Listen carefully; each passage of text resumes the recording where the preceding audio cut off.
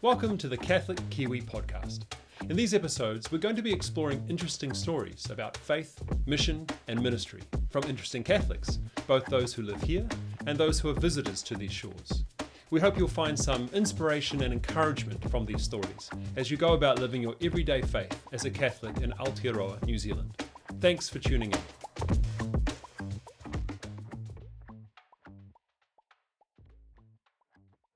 Our guest today is Mary Goulding. Mary has experienced the highs that come from being a professional athlete, and she's experienced the challenges that come from having to learn to walk and talk again after a horrific car accident and returning to professional sport. I'm really looking forward to this chat. Mary, thanks very much for joining us. Welcome to the show. Thank you for having me.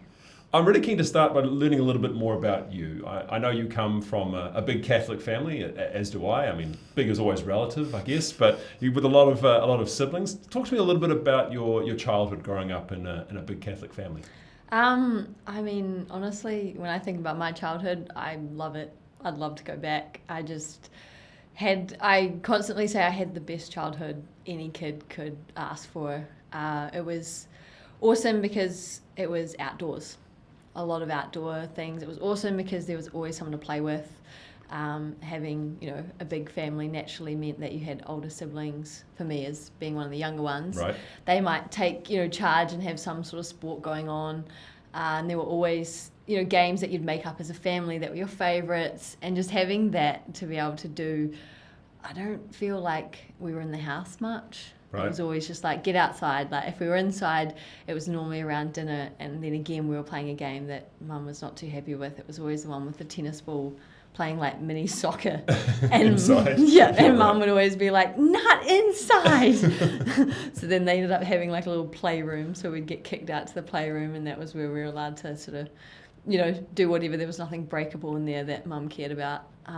But yeah, no, my childhood was very full, like exactly how I guess a kid's childhood should be. Outdoors, it was very Catholic in terms of prayer routine was very a part of our lifestyle. In the morning, in the evening it was more set out, like after dinner we had a set time where everyone prayed together. We would have an opening song and a closing song.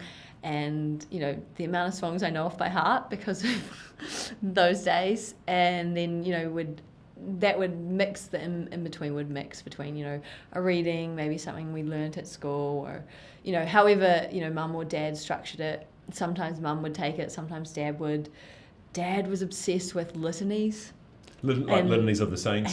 He loves litanies. Like, so he'd just be like, okay, today we're doing a litany to Mary, or today we're doing a litany to St. Joseph, or now we're doing a litany to the saints. And so he really liked litanies, whereas I think Mum was more about the readings that day or something. But they each had their own style that Dad would get us to memorize the scripture.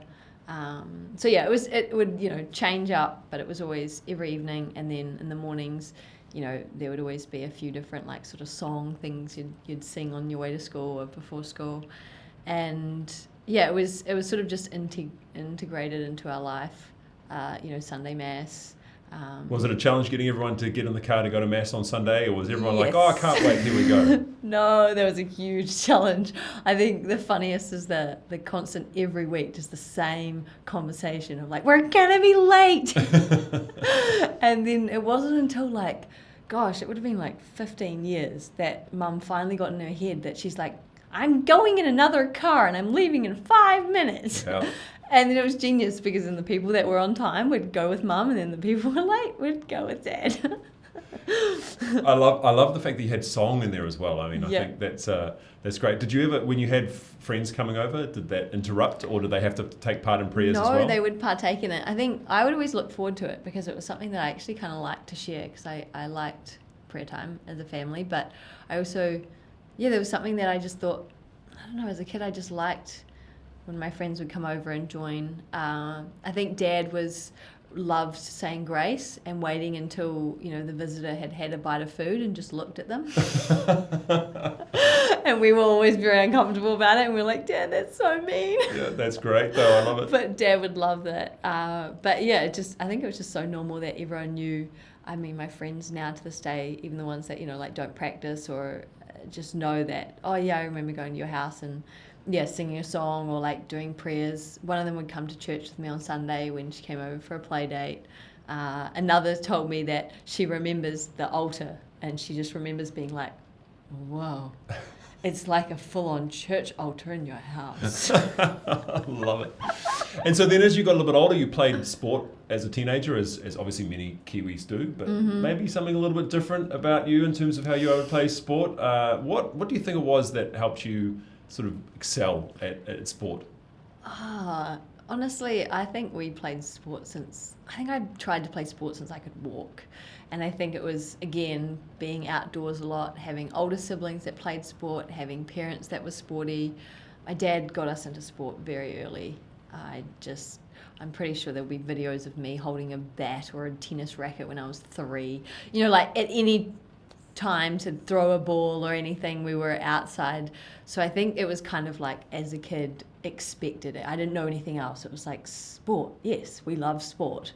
And so then growing up, I just became more and more sort of obsessed with, I just loved competing. And of course there was natural talent there. So, I thank my parents for the genetics. And I got a little bit more height than the rest of my siblings. So I was going to ask, so are you the tallest of your siblings? Or? Yes, so my brother and I are pretty much same height. Which is about? 6 foot. 6 foot, So I think okay. he'd be 6 foot exactly. I'm just slightly under. Yeah. But the rest of my siblings, so all the girls, including my mum, are like up to my shoulder. Right. So I'm a good head taller than them. And so, I did get those genetics. And so, everyone was pretty sporty in my family. I just got a few helpful genetics on my side as well. And, we all played sport. And it just fell to my lot of playing basketball, whereas the rest of them sort of picked football. And do you think it was because was it the height thing that pushed towards basketball, or did you gravitated towards that because, like me, that it's the best sport, or what was it? I don't know. I think actually it was my brother who got to basketball first. Okay. So at St. Joseph's, he actually was the first person to play basketball. Right. And then my older sister. And so then naturally that was when the sports came up, you could sign up. I was like, yeah, I'll play. And so it just came from just being like, I would just say yes to any sport that came up. So in that day it was netball and basketball were quite popular. Football, so I played netball, basketball, football and tennis from my dad because he was an avid tennis player. His site was he wanted me to be the new like Maria Arakovic or something. Marina Arakovic, yes, I think that's her name. So he was pretty set on me being a tennis player.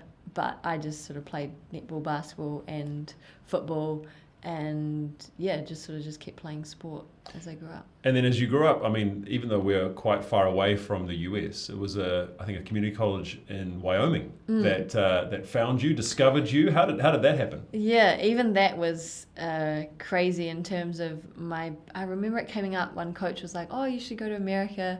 And I just was like, that's crazy. Like, one, I was like, I'm not good enough. And two, like, I think I started with a pretty good year. So I asked my parents because I was like, that would be pretty cool. Yeah. And my parents were like, no.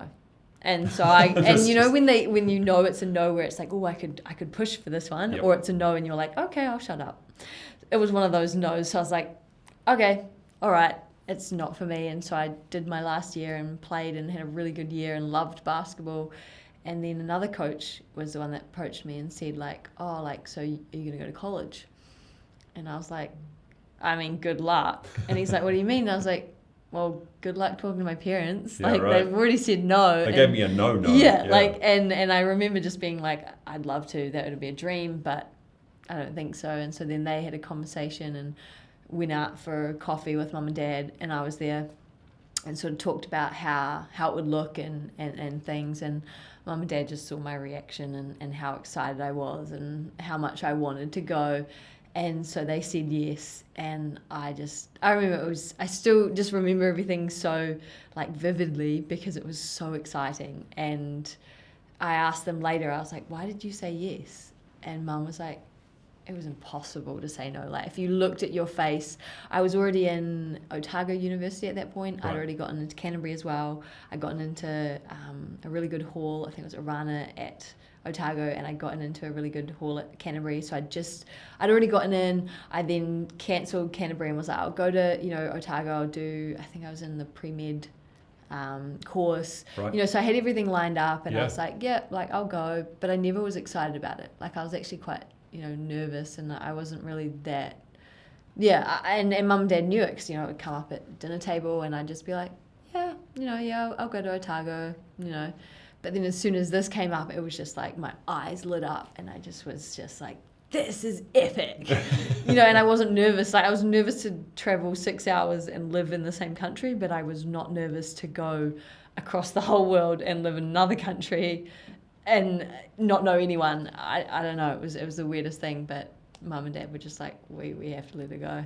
And so you end up in Wyoming, and then ultimately you end up in New York City. I mean, So the goal, quite different from Otago. Yes. So the goal was always, once I went to America, I wanted to go to a Division 1 university, but I didn't have the film at the time. So I was looking at a Division 2 school, which was good. And I was like, you know what, I could go there.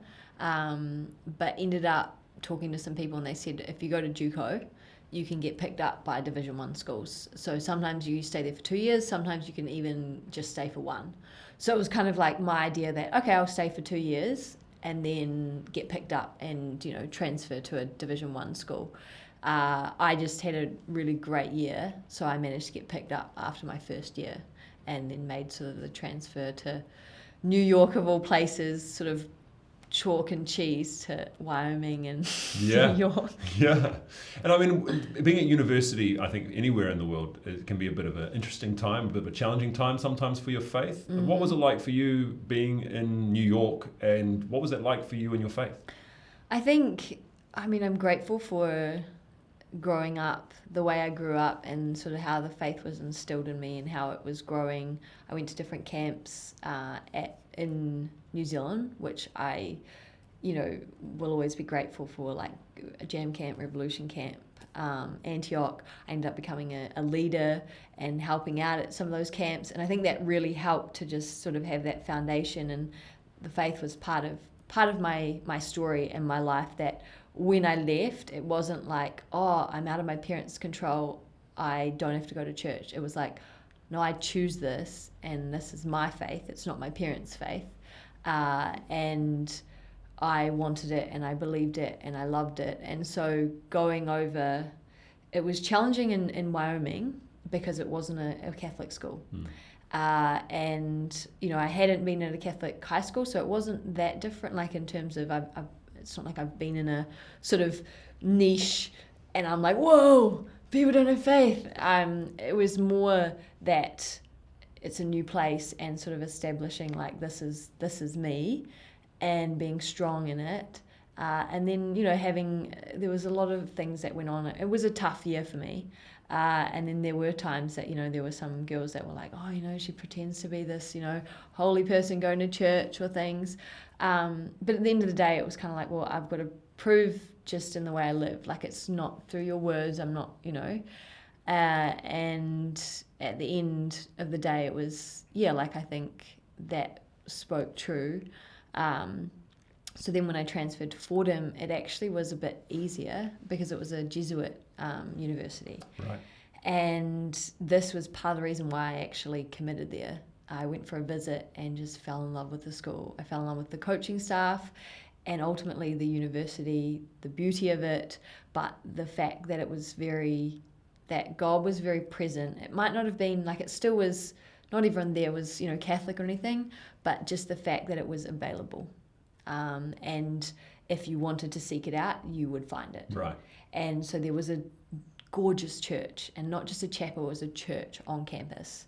And I remember on Gaudete Sunday, that was, for some reason, that was the biggest day of, I don't know why, but for some reason at Fordham, that was the day where all of the students would go to church. Like, it was like the one year, it wasn't, like Christmas, it wasn't Easter, it was Gaudete Sunday.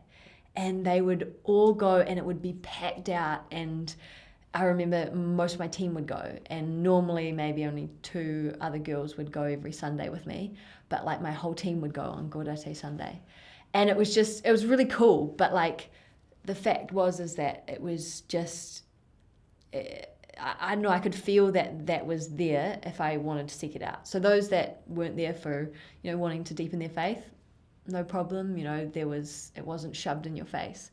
But for those like me who really, wanted to sort of explore and make sure I had a community around me, it was incredible. There was access there. Yeah. And the fact that it was a Jesuit school, you had to take 2 theology classes and 2 philosophy classes as part of your curriculum studies. Wow. Okay. And normally most schools you only have to have 1. And I just loved it. I fell in love with the studies and switched my major from science to theology and philosophy. And just the professors were awesome. There were a lot of priests that I became close with. There was a sort of a retired Jesuit home right beside the university that I'd volunteer with. I got in contact with the Sisters of Life in New York City and was able to go in and volunteer with them. Like, there was just so much at my doorstep available. I went on a retreat with them as well, and I remember that was really life-changing, a silent retreat with the Sisters of Life while I was at university. But it just... the transfer, when I arrived, I was like, no, it settled in me. I went to visit another school, and I remember my parents were like, oh, yeah, we want you to go to St. Mary's in Texas. Or, we think this would be a good fit. And I remember just being like, no. This is it. I'm going to Fordham. And it's amazing, like, you're on the other side of the world pretty much. And, it could seem very far away from home, yet you're finding home with your faith at Fordham. And, I mean... you did very well at Fordham. I mean, you won some quite a few awards there where they were underlining your talent, shall we say. How did that success sit with you? Yeah, I mean, it wasn't easy, and it wasn't like, it's funny because I didn't for years, for 2.5 years that wasn't there, and it wasn't until the end that I sort of got those sort of awards. It was a journey, and the first, every year was challenging in its own way. I remember at the end of each year being like, oh, that was the hardest year of my life. It's impossible to get harder. I was like, next year I'm going to own this. I've done the hard work and now it's going to get better. And like each year was, don't get me wrong, it wasn't like miserable. It was good. It was just this weird like challenge, but through suffering, you grow and there's joys. But it doesn't stop. You don't just stay on that high. It was like, and then this happens. Yeah. But then you go through, more, and it's like this sort of molding of my character and shaping me every year.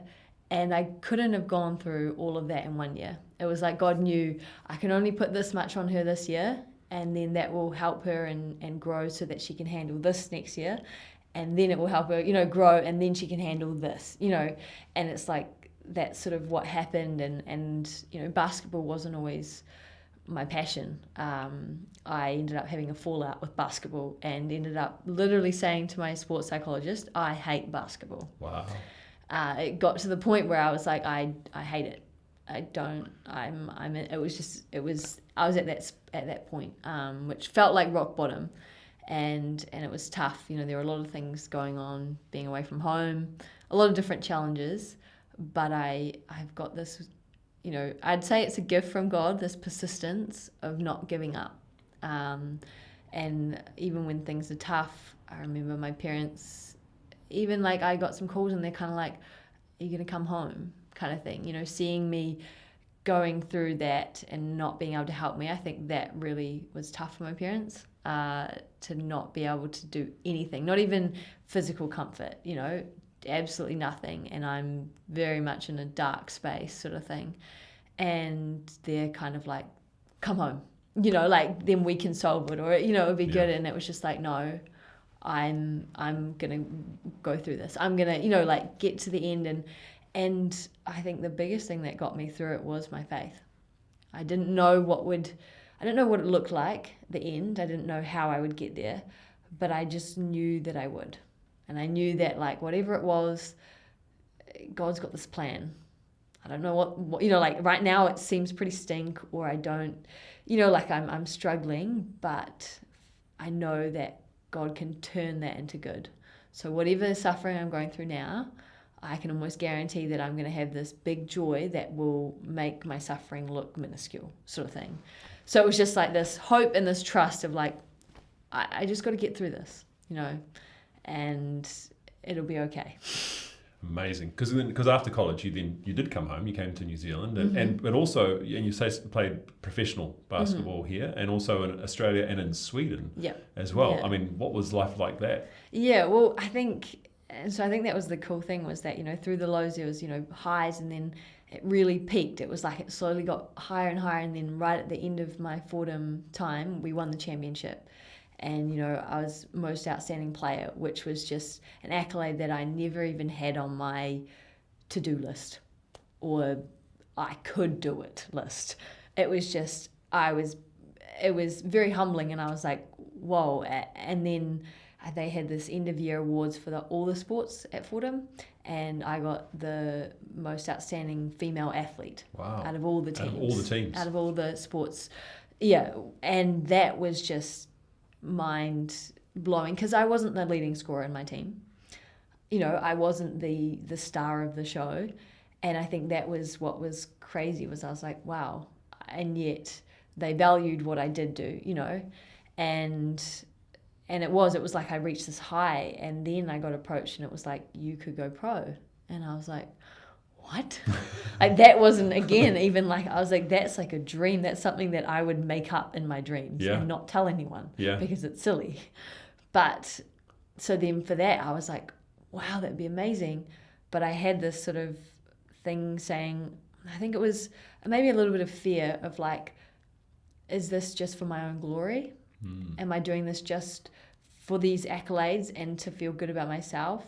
Or is this actually the path that God wants me to take on? Like, is this about me, or can I still be, because my deepest goal was to be a missionary. And I'm like, how can I be a missionary as a basketball player? Like, that's very selfish. That's very, all about myself. It was easier on paper to look at other, jobs and things where you could be benefiting society or other people. Right. And so for me, I was like, is this just about me and what, I love? And so I went on a retreat and just sort of gave it to God and was like, I sort of need some guidance and like take myself out of it. It's really hard to, because I'm excited about it, but I try as best I can, and sort of felt this peace and that I could do it. And it's been a struggle ever since. It's not like this one time and I'm like, sweet, now I can play pro. It's been like, sort of a battle over the years, but, I'm so glad I made that decision. And now looking back, I can see how God's worked in it. And I went to Australia first, and then went to Sweden, and then went back to Australia, and played a few seasons there. Then I ended up coming back to New Zealand and playing in the New Zealand Professional League, which was very exciting to be able to play in New Zealand soil. So I'd played in all these other soils and done these, great things.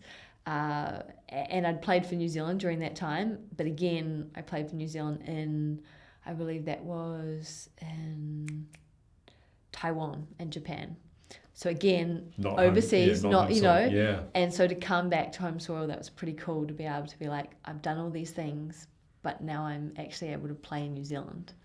And then in 2019, you got to play as part of the Tall Ferns, part of the national team. Yeah, so that was the one in Japan and Taiwan. Right. And that was insane as well, because that was a dream. I remember I don't know how old. I just remember the room I was in growing up. And I remember my dad telling me I needed to make a decision of what sport. I think it was Mum and Dad were like, you need to choose which sport you're going to play. You can't play every sport. Right.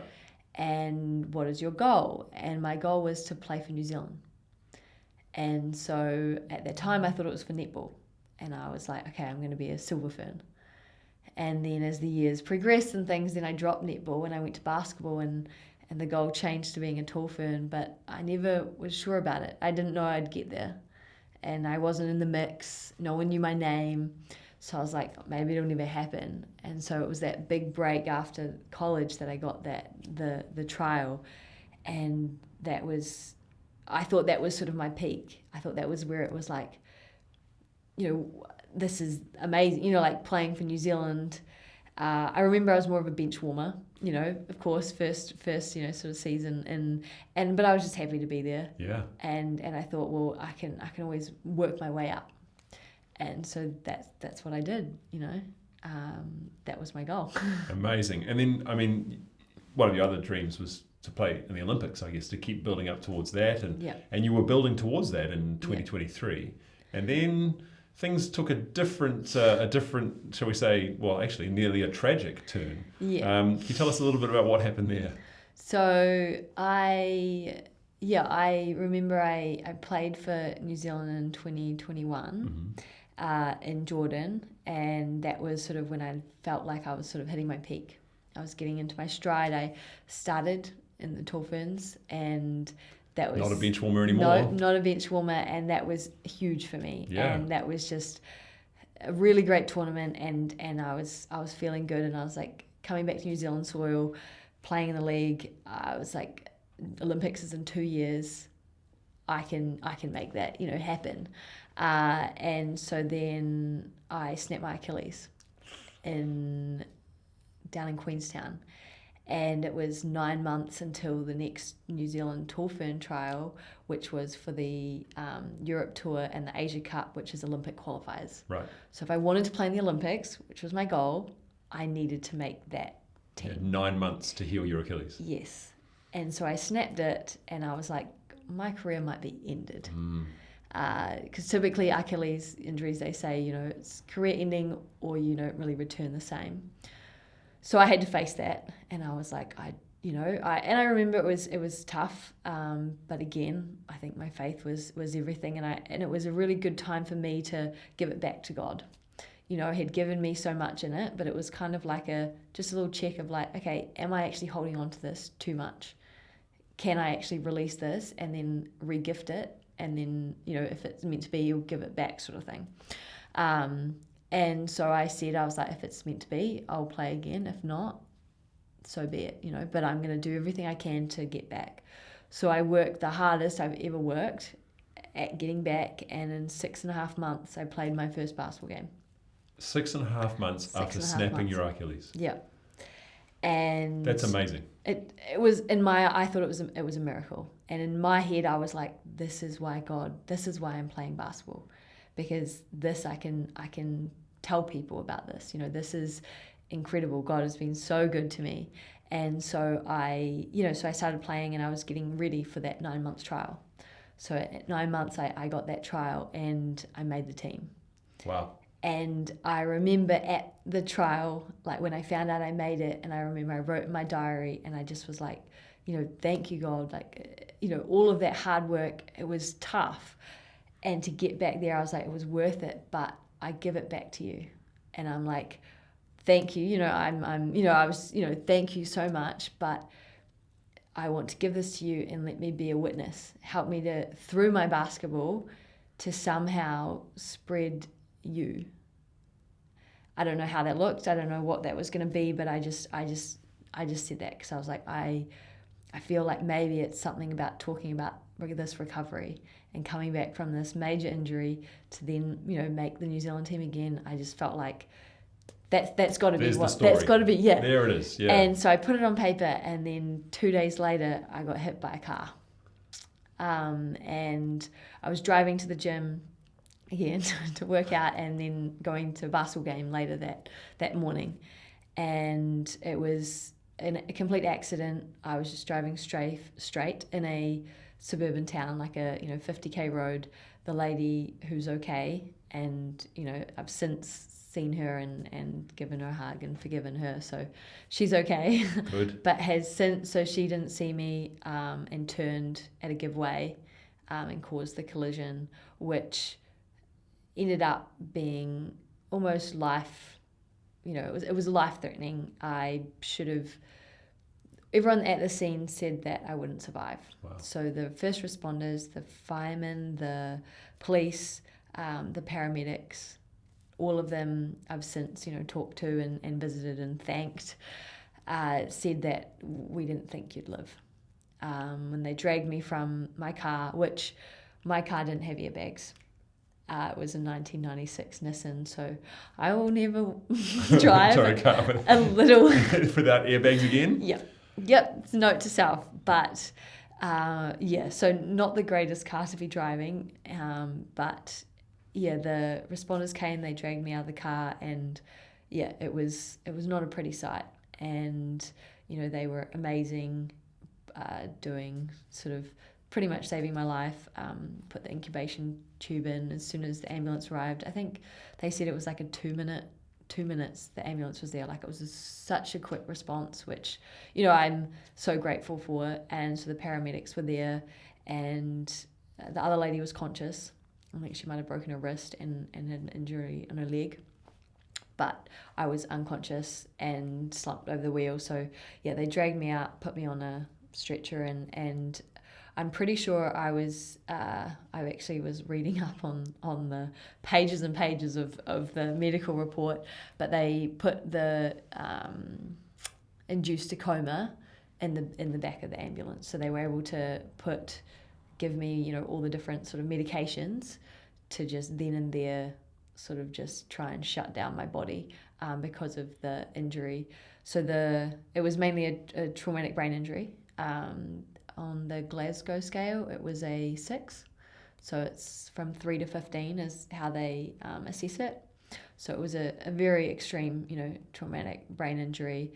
And they weren't very confident that I would make it. So I was rushed into emergency surgery to have a craniectomy. So they had to open up my skull and sort of pull my head not apart, but just the skull bit to release the pressure and drain the blood. And so that happened, and I was rushed off to hospital, and my parents were informed, and from there it was just messages, I say globally because it was around the whole world, of urgent prayers for Mary, who's going into emergency brain surgery.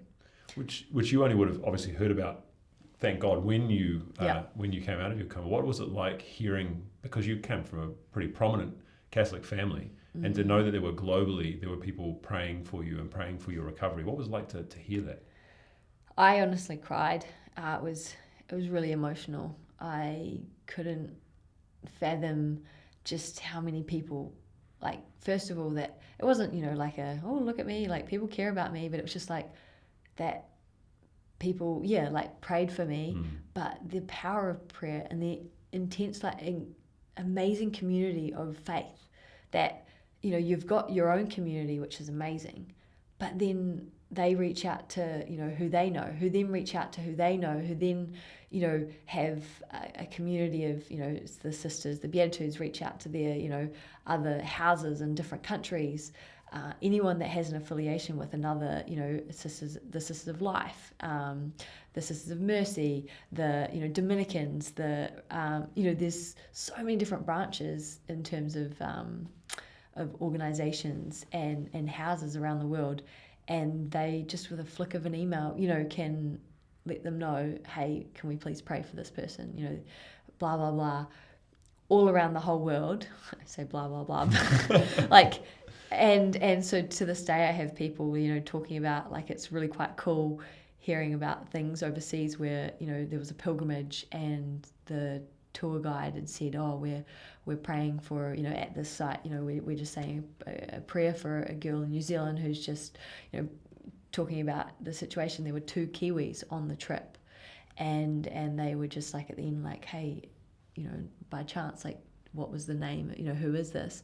And they said who it was, and they knew me. And so it was just this, and that was overseas in Europe. And then we had another, person that was praying in Fatima, and they were with another person who was my boyfriend at the time, his uncle.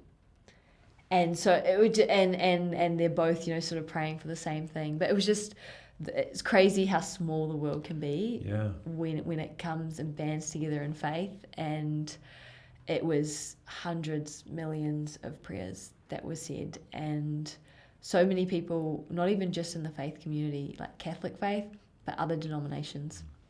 Christian faiths, there was just, it was anyone and everyone that would cry out to, whoever the God was that they would speak to, and even people that didn't have a faith and didn't, prescribe to a religion or a particular faith would, frequent a church and light a candle for me, or, say a prayer because they knew that was something that I did.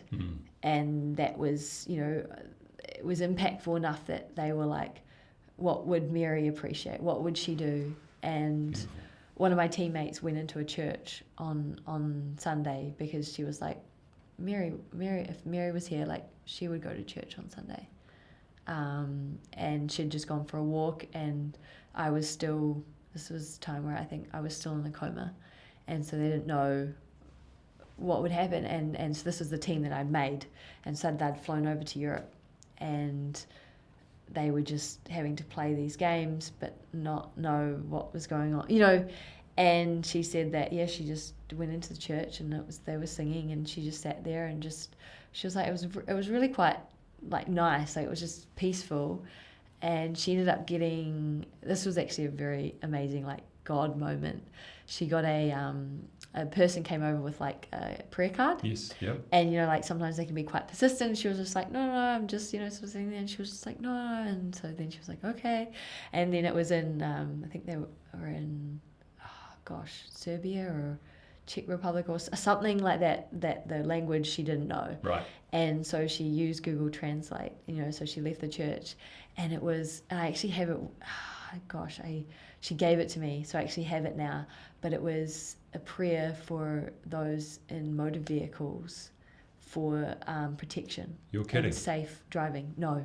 Wow. And it was just, and she said, she was like, I don't, she doesn't associate with, any sort of spirituality, but she's like, that was my God moment. She was like, in my whole life, that was a huge God moment for me.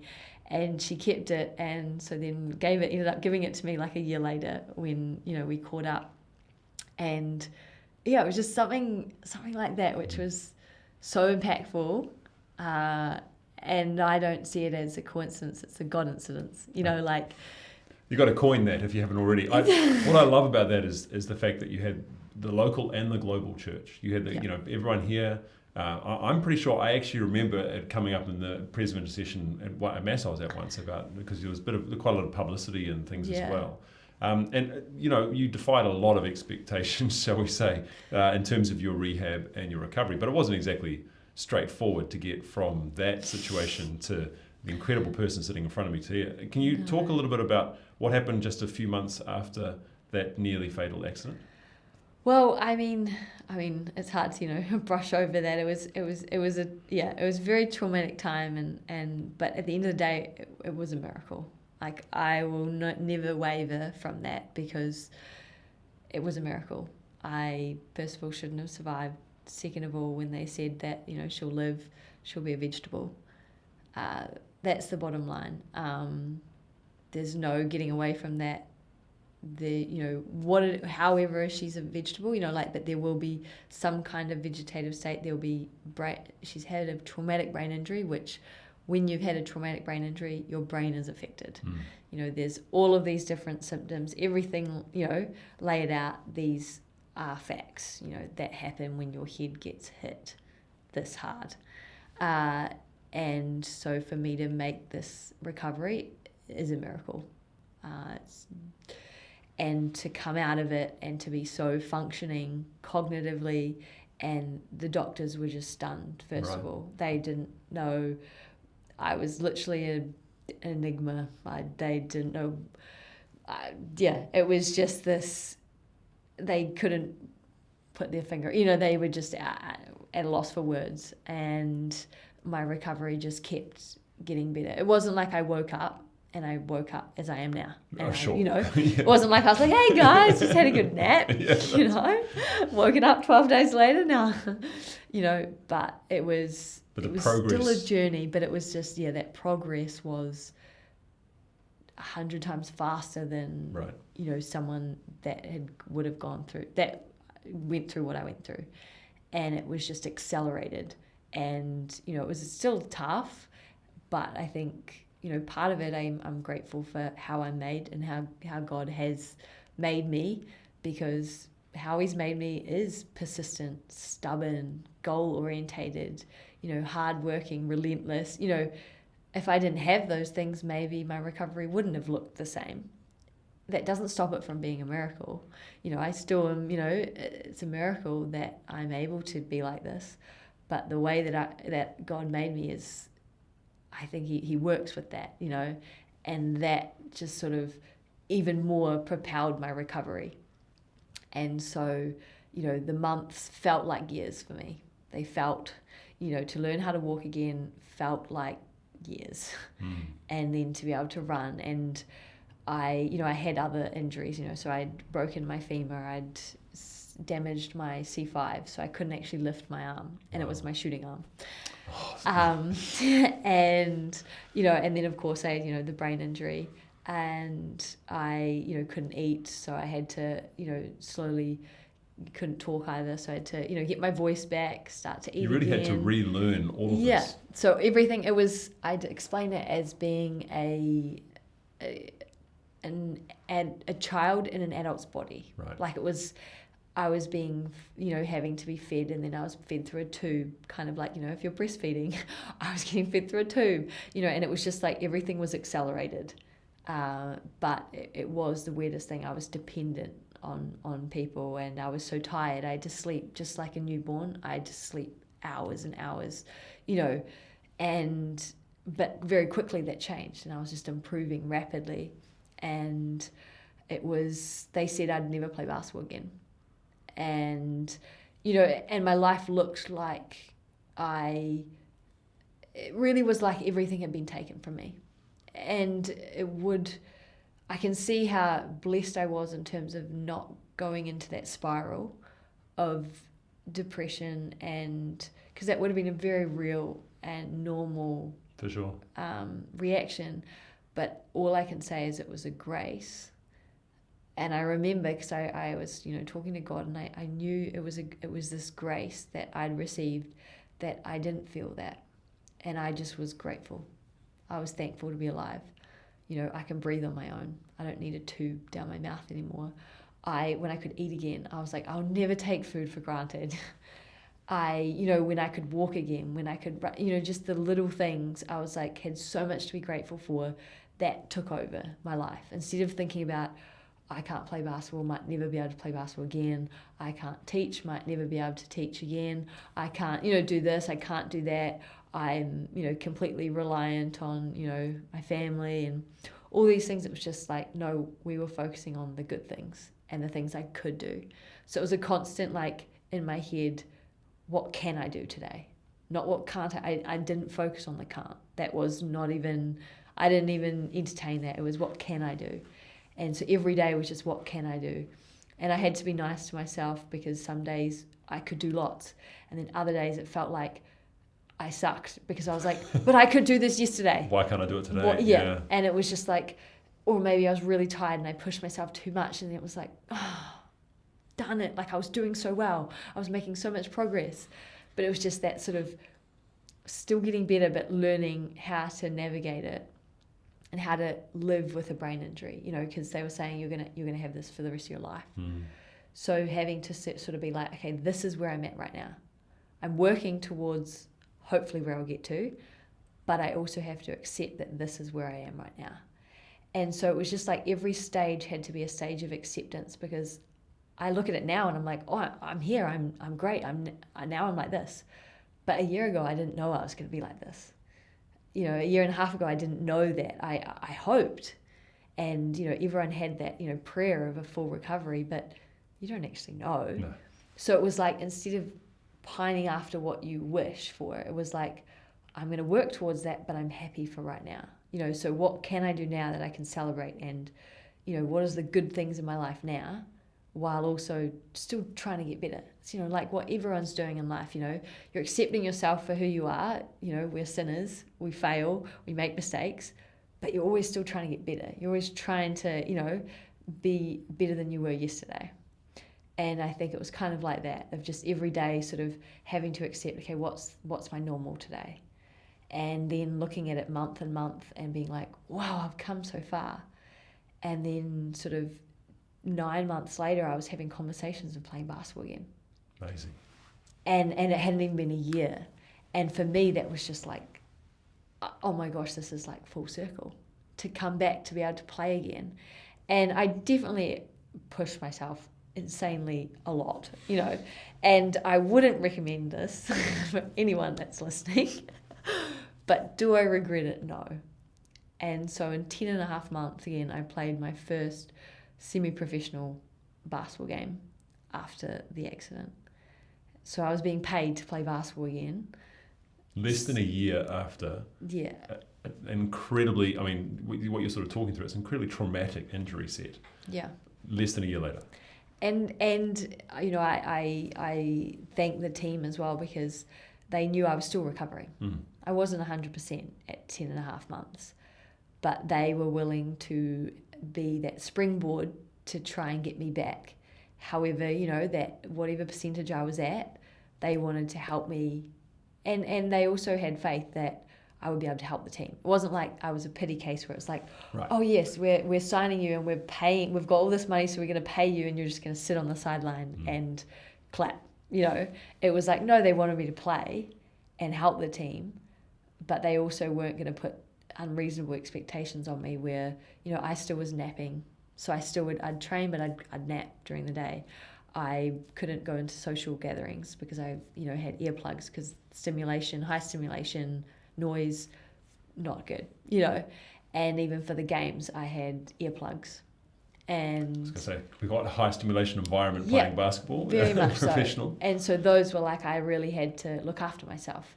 But they gave me an environment where I could do that, you know, a house and a family environment where it allowed me to get the sleep that I needed. And so it was a very rare and different circumstance. I don't think anyone would be able to relate, or I don't know if, that circumstance would be very common. But I'm very grateful for the club for allowing that and giving me that opportunity. And then for me actually doing it, you know. And I think the first game I played 24 minutes. And that blew 10 goals out of the water from the very first game. There are plenty of perfectly healthy athletes who don't play anywhere near that in terms of a normal game. 24 minutes. Yeah. Amazing. And then as the season went on, you know, then it became, it wasn't something to be managed, like my time on the court. It was definitely a challenging season mentally, to compare yourself to what you were before and not to be there is very difficult, especially as a professional, and having that standard and mentality definitely had me banging my head against walls. Figuratively, of course. Yes. Don't undo all the good work. Exactly. We don't need another traumatic brain injury.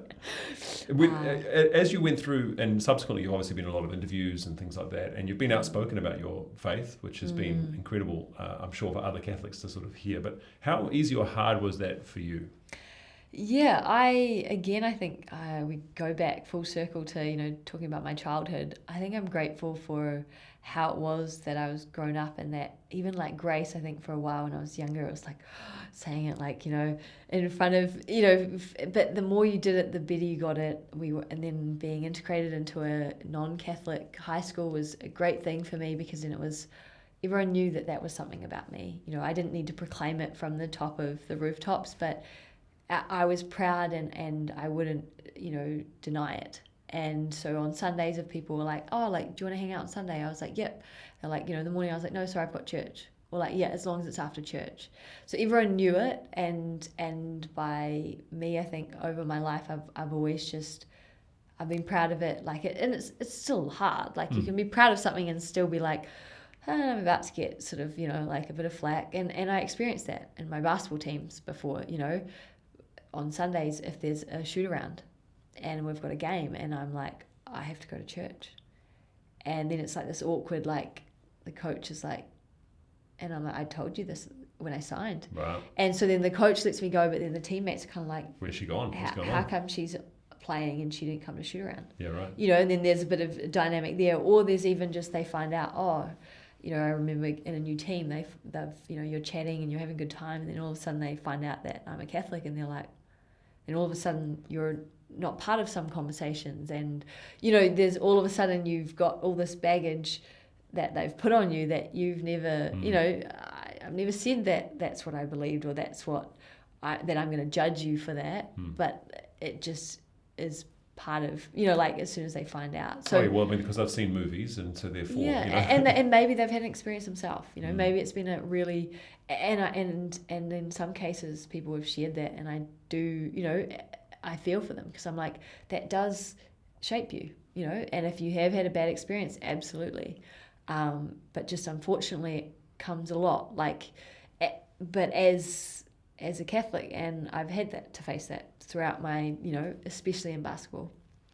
But over the years, you find kindred spirits and people that have, maybe not the same faith, but they want to explore conversations, and that I light up with. I love that, and then you've got some teammates that don't put you in that category, and that's what makes it sort of worth it. And so then after this accident and talking about it, I remember saying in my prayers to God, I don't like public speaking, so if you want, I want to talk about this because it's a miracle, but I don't like public speaking. But if somebody asks, I'll always say yes. So I'll give it to you, and if that opportunity comes up, I'll always say yes. But I'm just not going to go out and be like, hey, I'm a public speaker. Here I am. That's right. So I made that from the very start, because I was like, this is a miracle, and I am not ashamed to share it because it's the truth. And I want people to know because I want to share it with them, but I also hope that it can inspire people, and maybe they can get something out of it. But also, it's just so real for me, and I'm so passionate about it. And I was passionate before, about God and the faith, but going through this and being that close to not living and having a second chance of life, being regifted the gift of life, and seeing it as, this is my mission,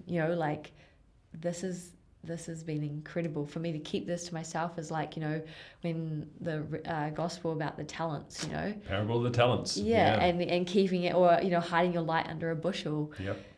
That it's meant to be shared, and so it always makes me nervous. At the end of every time I've talked, I've been shaking. Every time I have done podcasts, or I sweat profusely, and I always am make sure I don't wear a shirt that you can see, if I'm going to talk at a school or something, and I feel so nervous, and at the end I'm always like, oh, that went terribly. Oh, they're probably so bored. Shut up, Mary. No, well, this has been going brilliantly, so you can stop all that.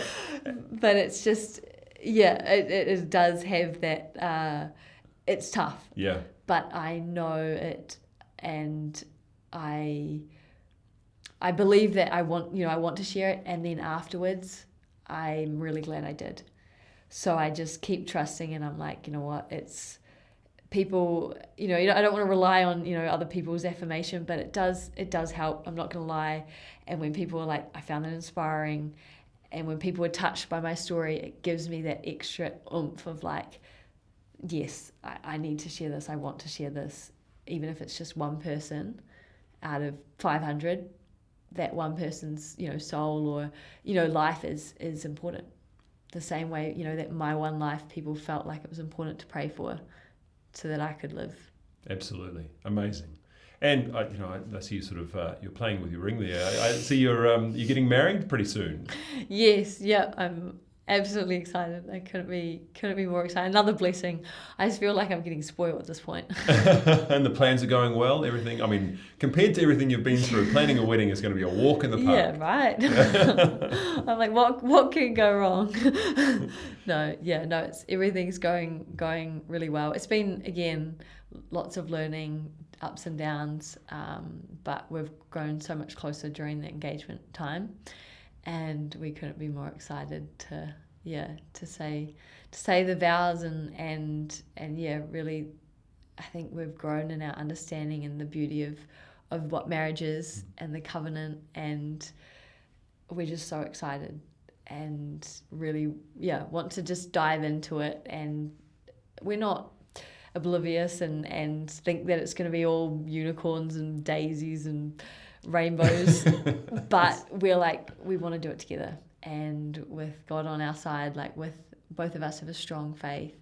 That's sort of the thing that's uniting us, and if that's at the center, we've got the faith and hope that we can weather the storms. I'm sure you'll be able to, and with a strong foundation like that. And we hope and pray that your wedding day is wonderful as you start this next chapter. And I guess to round out, we've got a little bit of a lightning round where we kind of challenge maybe to invite some of our guests to take on. Are you ready for a lightning round to finish? I hope so. Okay, here we go. Who's your favourite saint? Oh, do I have to pick one? You can pick. You can pick one and then a second. Like a Division A, Division 1, Division 2. Oh, that's tough. I'm going to put them on the same one because they're almost Pope John Paul II and Mother Teresa. Okay. Well, canonised at a similar time as well. Yeah. So, I was named after Mother Teresa. Oh, were you? My name is Mary Teresa. Oh, right. And then Pope John Paul I met when I was on my 4th birthday. So both of them have a very... You met Pope John Paul on your 4th birthday? Yes. And how did you meet the Pope on your 4th birthday? In Rome. It's often where you can find the Pope. Yes. Yeah, right. Yeah. As a family, we managed to have a private audience. Amazing. With Pope John Paul. Yeah. So both of those saints would be right very, up there? very close to my heart. What's a quirky Catholic habit that you secretly or not so secretly love? Honestly, it'd be saying grace. I think it's like this love, hate, or love embarrassed, but love. I love grace before meals, and then when you're with other people, I love it.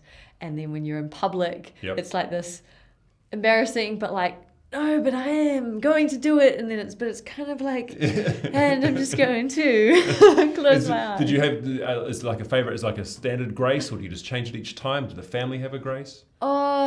No, there's different ones that are fun, but no, to be honest, I think it's just to say prayer before a blessing of the meal. Yeah. People that prepare it and those around you. Yeah, I think that's... We had in our big Catholic family, I remember one of the variations of grace, and that my mum would always, usually through gritted teeth, and it would finish off with, please let us eat in peace. And that was always the thing to have. And I thought it was what everyone prayed for grace, but no, just inside my family. That's great. And what song or hymn stirs your Catholic sentiments? Oh, heck. I'm just going to rattle off a few because there's too many. Even if I had committed, O highest glorious God, Ubi Caritas. Oh, yeah. I'm just trying to think of Ave Maria, but like it's got to be the opera and hit the notes. Yes. Oh, Schubert. Yep. Yeah. Okay. Yeah, and I could go on forever, but there's a few. Mary, it has been an absolute pleasure spending time with you and just hearing about your incredible story, your miraculous story, but also just how much you live your faith. And the whole point of what we're trying to do here is talking to interesting Catholics. You're a very interesting Catholic, yes. But it's also just the everyday aspect of living your faith through what is these incredible moments in your life. And I'm sure there'll be many, many more of them to come. So thank you so much for spending time with us, and just wish you all the very best, and God bless for your upcoming nuptials. Thank you so much.